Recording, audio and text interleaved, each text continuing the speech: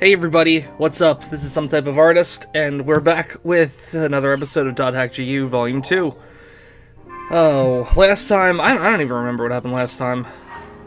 But we have mail from Gaspard about the werewolf thing that I was talking about in the last episode with, from .hack Legend of the Twilight, or Dusk, or whatever people want to call it, from the first generation.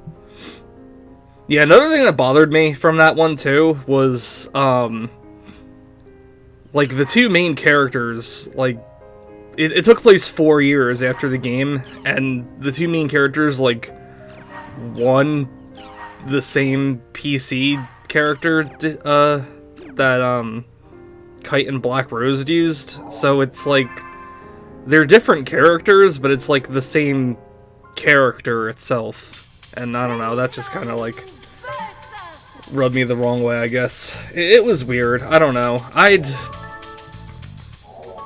check it out again just to see and confirm more of my feelings about it, because it's been such a long time since I even touched it. Even when I revisited the original games in .hack Sign a couple of years ago, I skipped over that one entirely. That character there, that's Sora. That's the one that Haseo is supposedly based off of. I say supposedly because, you know, I don't know. I've been through this whole game now. Like, I beat the game, I'm just in the post-game stuff for Volume 3, and I didn't see anywhere in the games themselves that said Haseo was Sora. It seems like it's just in some manga title that wasn't even released in English or something like that. I don't know. Maybe another, outside of the game's piece of media, like, confirms his name to be, like, the same one as Sora's real name. But I don't know.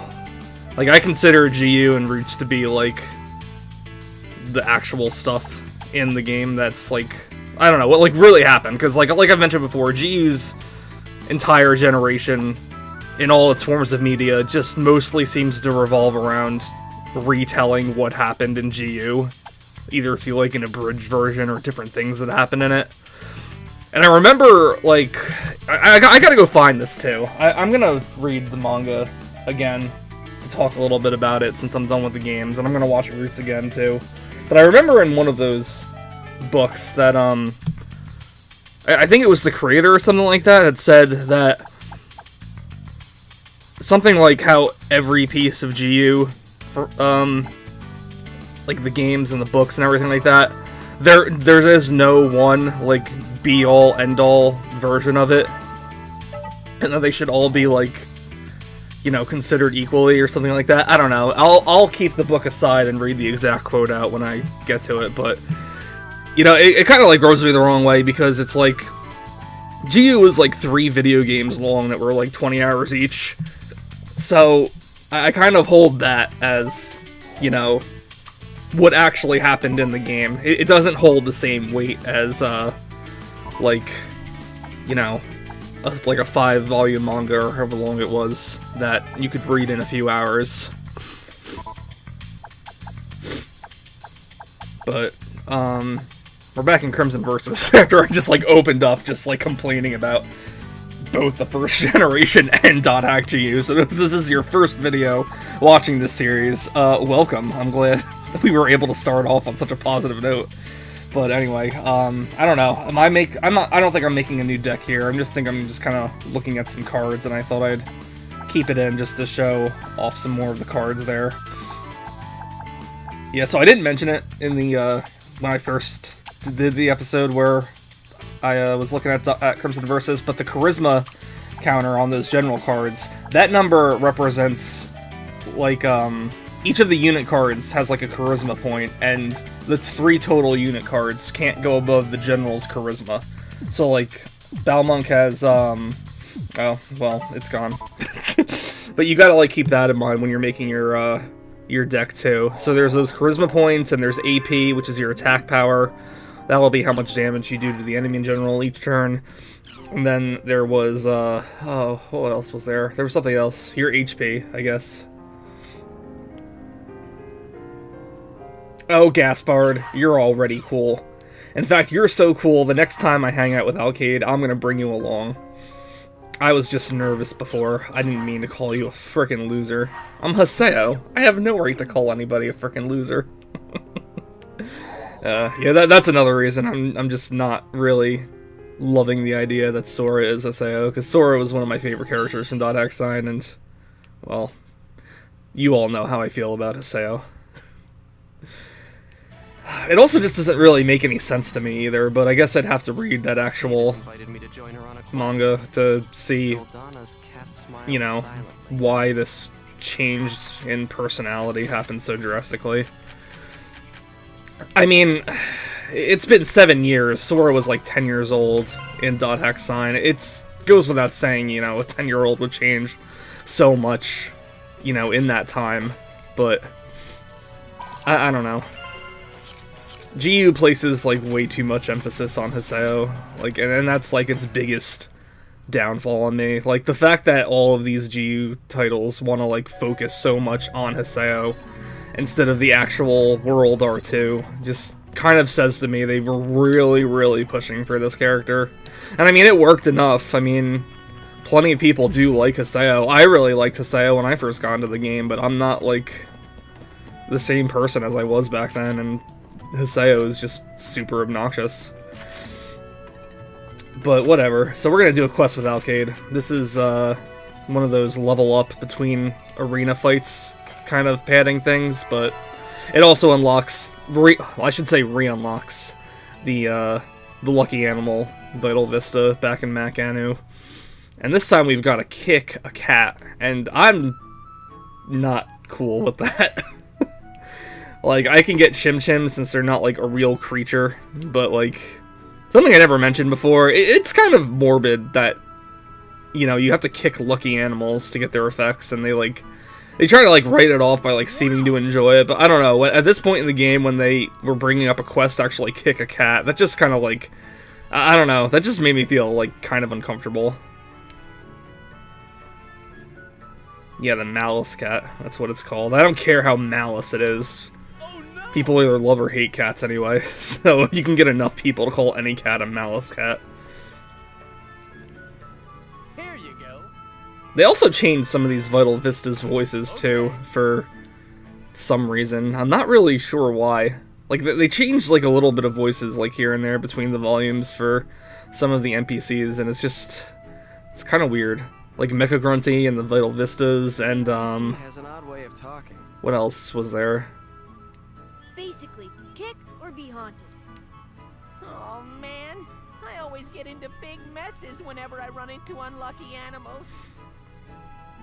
Big messes. Go and find the white Malice Cat and give it a nice kick, huh? What kind of big messes, Gaspard? You know what? I don't want to know. It's so weird that when Gaspard's in your party and then you're back in the main area, he's still, like, running the shop.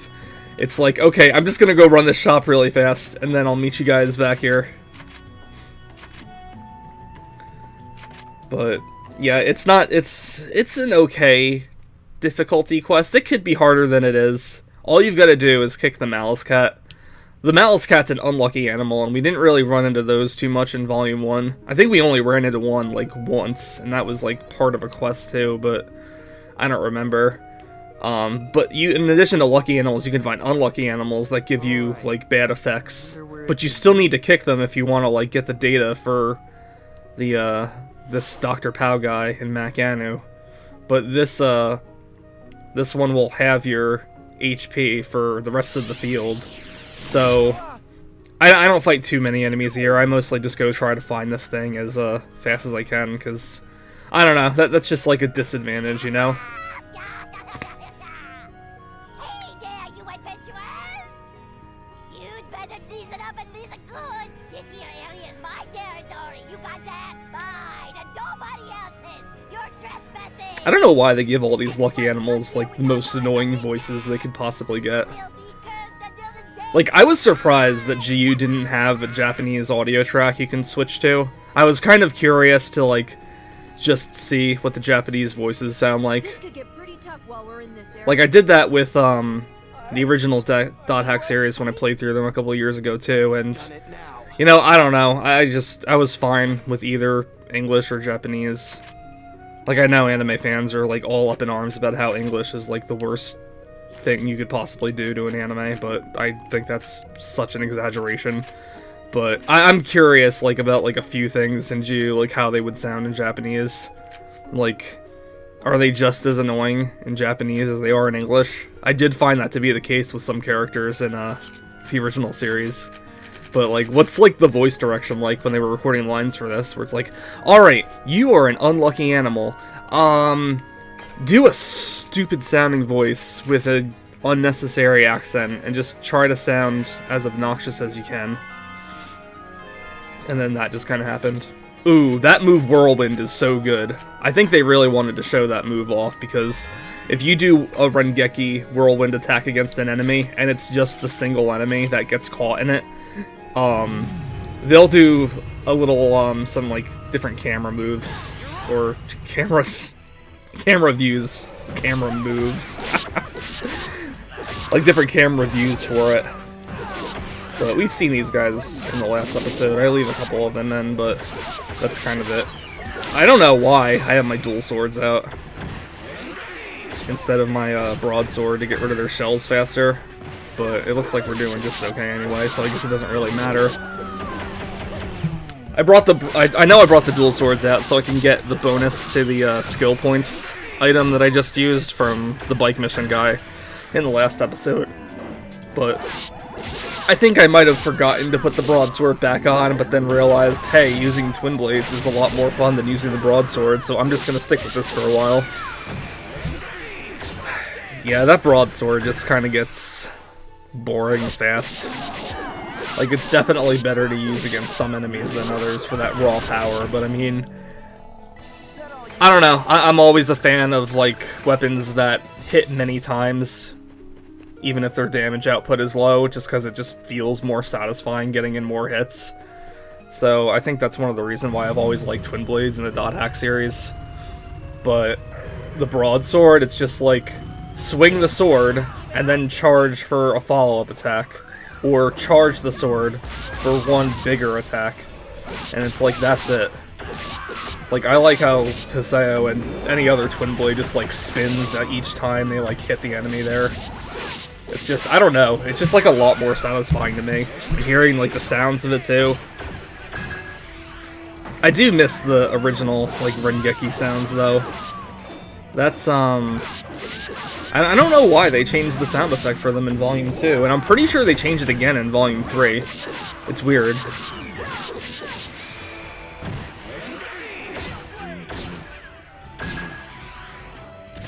You know, when that thing has its helmet off and you're just looking at the eye of it, it kind of reminds me of, God, what's it called? Is it just called Igor? In Majora's Mask, in the Stone Tower Temple, you only, like, fight two of them, and they're both guarding, like, treasure chests for... I know one of them's the Stone Mask. I can't remember what the other one is. Might be the boss key. But they kind of look like those when their helmets are off. Just thought that was interesting. It's interesting in Majora's Mask that they made a couple of enemies that just have, like, one appearance, really. Like, they do that with, well, I guess the other ones I'm thinking of are, like, mini-bosses, but still, it's, like, weird. Well, no, there's also that bird that flies around that steals your bottles and your sword, too, out in the overworld. There is that. I don't know. It's weird. Majora's Mask is a weird game.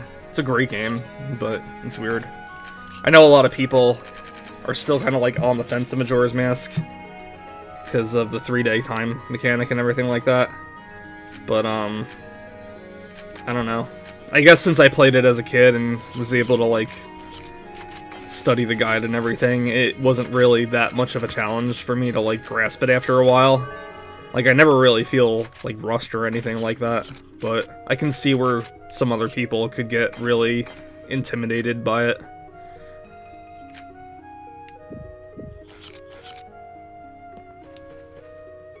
Man, these fields, I really do love the field music in GU. I just wish there was more types of fields. Like, I'm not, like, a huge fan of, like, I don't know, it's not a desert field, but it's, like, a rocky canyon kind of field that they introduced in this game. I'm not, like, a huge fan of that one. I like the sunset versions of it, or maybe it's the cloudy versions of it. The music sounds better there, but I don't know. Like, the grassy field here is, like, always still my favorite place to go. And if you're just going to, like, on the off chance you just want to, like, level up or explore an area, don't hesitate to go to a field. Just because it's a field doesn't necessarily mean there'll be less stuff in it. Some fields are kind of big, and, because I was... I don't know, I don't want to, like, spoil too much, but I had to end up grinding for something in the post-game stuff for Volume 3. And I thought going to a dungeon would get me my stuff faster, but it didn't. I ended up just going to different fields instead. Because, like, I figure with a dungeon, you normally find, like, twice as many monsters as you do in the field, but, you know, by the time it takes you to go through an entire dungeon, you could probably go through a field twice as fast anyway. And depending on the area word, you know, fields may give you more monsters anyway. You've just got to kind of experiment and see what words give what results with the field. As some words might give you, like, 20 battles to fight in a single field. And, you know, 20 is, like, kind of around the number you'd expect to face in a dungeon anyway. Yeah, the area words in this game are, like, I don't think they wanted you to, like, focus so much on them as they did in the first game. And I'm not even sure how much they wanted you to focus on them to begin with in the first game either, but I'm sure you've noticed by now that when you go to an area, there's, like, different things that will light up, like the element and the area level and the item level and stuff like that. Those are all affected by the area words that are selected. So when you're selecting your own area by yourself and, like, you know, picking your own words out, it's, you'll see those bits change as you're cycling through the words. In the first game, though, there were, like, many more choices, or not choices, but many more things that were affected by the area words. Like, the weather was affected by the area words, and you could see how the weather is here, too, to be fair, but it's kind of more, like, obvious which words affected and which words take priority. And they'll do the same things they do in here. It'll also affect, like, how many enemies appear and stuff like that. I mean, I guess it's all the same in GU anyway, but, like, they do a better job of showing it in the first series. We did it, Hazael! We kicked a cat. Why couldn't it be Hug the Cat? I'd love to do a quest called Hug the Cat. I'd do it over and over and over again. Although, can you redo quests for any god-awful reason? I don't know why you would ever do it, but could you redo a quest? I'm not sure. But yeah, now that we did this guy, if you want to do the Lucky Animal collection raid again, you can go back to him and Makanu and, you know, do that. Wow! Man, I had such an obsessive-compulsive way of playing this game when I first played it, like, 10 years ago. Like, I would go back to Makanu, like, every single time, and go to every single NPC to, like, you know, get an update on my data. I want to give myself the benefit of the doubt and say that I think even I found that tedious and just went at the end of my at each play session. But, You're pretty good. I don't know. That's probably one of the reasons why I have so many hours on my original file. You know, it's okay to call on me if you ever need my help. Will do. Wants me to invite her again, she should say so. She isn't very straightforward, is she? I think Alkaid's one of the most straightforward characters in this game, Hazael. But, whatever. Whatever, we'll be calling on her again. We'll be using Alkaid as much as possible. Because, you do have a limited time window of when you can use Alkaid. I'm not going to spoil what happens, but she is one of the characters that becomes unavailable for a while. So, first half of the game, you know, we're going to be using her as much as possible. Even if we weren't, you know, I probably would anyway, just because she's my favorite character, but... whatever. So, I figured, just to end the episode off, I'd just try some of these bike missions again. You know, I'm doing the same track as I did last time. Now that I have upgraded parts, you know, I was hoping to see if I could place a little better. Like last time, I'm not keeping everything in, I'm just keeping in the runs where I beat the best time. You know, I probably only had like another 5 or 6 minutes or so of extra footage of doing this, but it really doesn't take much time at all. It's so fun, it's so easy to do, it's just like... Yeah, I don't know, it's a really fun side quest, and I am happy that it's in the game. It's a shame though, because it's like, I could see people not wanting to do it because it has nothing to do with, like, anything. Like, the items you get for it are great, don't get me wrong. You can get them other places though. It's just, I guess depending on when you do these, you'll either get them earlier than you would before. Like, in Volume 3, I did all of these fairly early because I was expecting a tough boss fight soon, and I wanted the extra, like, you know, items that boost your HP and SP and attack and stuff like that, just to give me a little bit more of an edge. And I ended up getting a lot of cool, customizable items by doing the races. Like, things that, like, nullify advanced status ailments, things that drain a lot of, HP and SP from enemies and put them back to you. Cool stuff like that. And I was, like, really happy when I got them, and then I was kind of disappointed to find that I was just picking them up fairly normally, like, late in the game. But I mean, it's cool to have them. You know, with Dot Hack's party system, it's like, I don't know, when I was first playing Dot Hack back in high school, I used to, like, be on top of every single person's equipment and everything, and, like, always make sure to, like, call them into my party just to equip them with updated stuff I found in whatever area I was at. But you don't really need to do that very often. I mean, chances are you're going to be using the same handful of people anyway. And even if you know, you can always just give whoever, you know, whatever, when you see them next. It's not, like, too big of a deal. I think your best bet is to make sure Hasayo's always on point, just because, you always have to have them in your party. And then, you know, whoever you personally end up using a lot too, for story or personal reasons. Like, I usually like to make sure Adeli's at the top of her game too, just because Adeli is the only healer you get until post-game in Volume 3. And since, you know, your mages are split into physical and defensive in this game, it's kind of important to take priority over your, you know, white mage.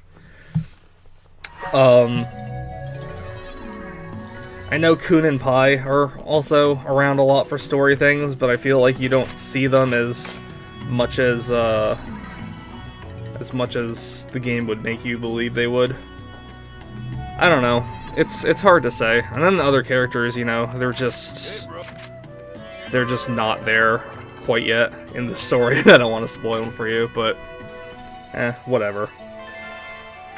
Well, anyway, I think that just about wraps up things for this episode. It was just a small little quest. Not a big deal. Didn't really gain levels, though. That's too bad, but you know what? Like I said, Dot Hack GU is an easy game. I wouldn't really worry too much about arena stuff in terms of leveling or anything like that. I don't think we have any big problems with it. There is a fight later in the game, but we'll get there when we get there. So, thanks for watching, everybody, and I'll see you next time. Bye-bye.